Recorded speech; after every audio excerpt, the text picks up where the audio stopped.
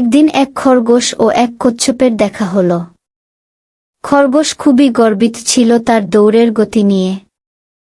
সে কচ্ছপকে বলল, তুই তো হাঁটিস ধীরে, দৌড়ের কথা বলিস না।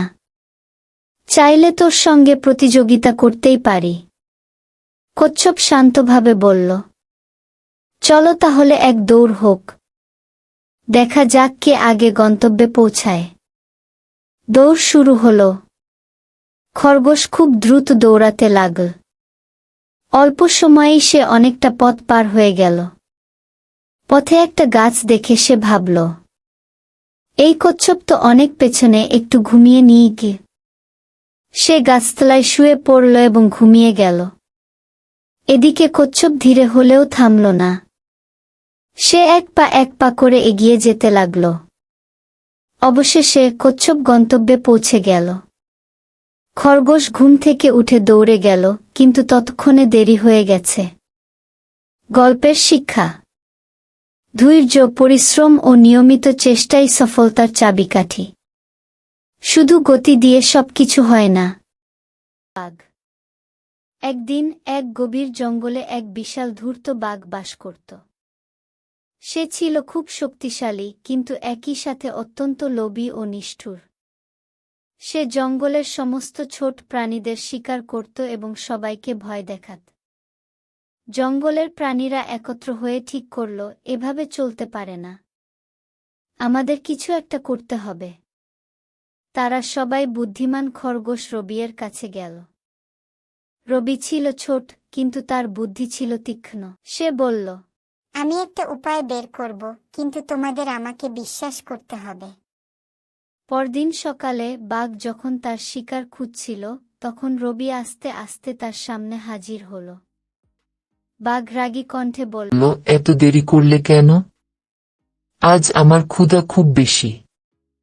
রবি ভয় না পেয়ে মাথা নিচু করে বলল, মহামান্য বাঘ রাজা, আমি সময়মতো আসতে চেয়েছিলাম, কিন্তু পথে একটা বিশাল ভয়ঙ্কর বাঘ আমাকে থামিয়ে দিল। বাঘ অবাক হয়ে বলল, আরেকটা বাজ আমার জঙ্গলে? অসম্ভব। রবি গম্ভীর কণ্ঠে বলল, হ্যাঁ রাজা, সে বলেছে সে এই জঙ্গলের আসল শাসক।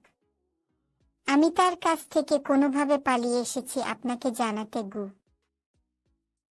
বাঘ রেগে আগুন।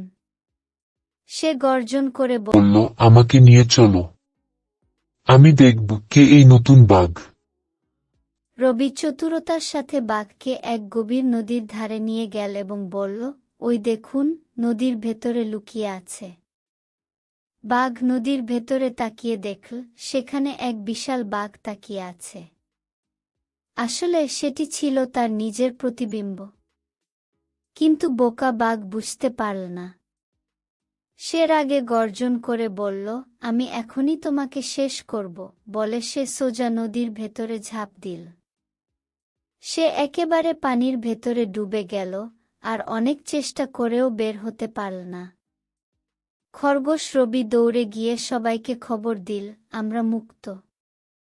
বাঘ আর নেই। জঙ্গলের সমস্ত প্রাণীরা খুশিতে নাচতে লাগল। তারা বুঝল, শক্তি নয়, বুদ্ধি আসল শক্তি। সেই দিন থেকে রবি হয়ে গেল জঙ্গলের নায়ক। আর জঙ্গল, সেটি হয়ে উঠল এক শান্তির জায়গা, যেখানে সবাই মিলে আনন্দে বসবাস করত। গল্পের শিক্ষা: বুদ্ধি ও সাহস দিয়ে শক্তিকেও পরাজিত করা যায়। কেমন লাগল গল্পটি?